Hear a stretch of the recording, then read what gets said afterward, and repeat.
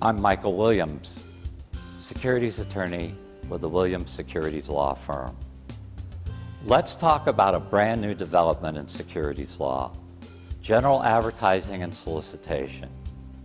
It used to be if you were going to raise money privately, that is, without a filing with the SEC, you couldn't go out on the internet or anywhere else and advertise for investors. Congress changed that when they adopted the Jobs Act, but they made it limited. The Securities and Exchange Commission probably didn't like this change at all, so they took a long time to promulgate these regulations. And these regulations are difficult to understand. Why? First, you have to do an offering under Rule 506. That's not so easy because it requires full disclosure, a full disclosure document.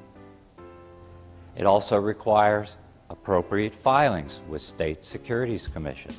So it's not just stick an ad up on the internet and people flock to you. There are things you have to do to get ready. Now your advertisement's up, your documents are done, you go put an ad on the internet or somewhere else, or you go to one of the websites that says they'll help you.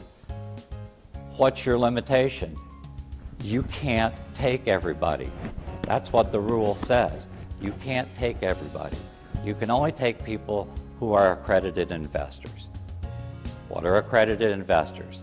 There's a number of definitions for institutions, but let's talk about people only.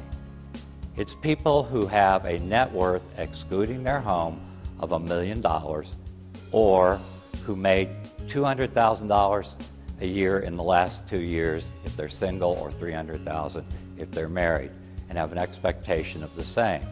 But here's the catch.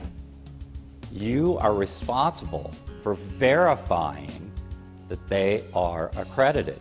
So they can't just put a little check anymore. And the commission in the rule book tells you what you have to do. Can you use general advertising and solicitation to go find investors? Yes. Are there things you need to do before?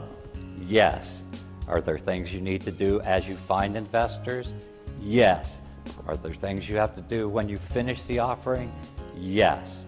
This video is for educational purposes only. You cannot rely on anything in this video as legal advice.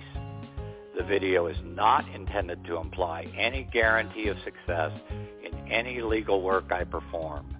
This video has not been reviewed or approved by the Florida Bar. This video is a part of my website and as such is subject to all of the disclaimers on my website, which you should carefully review.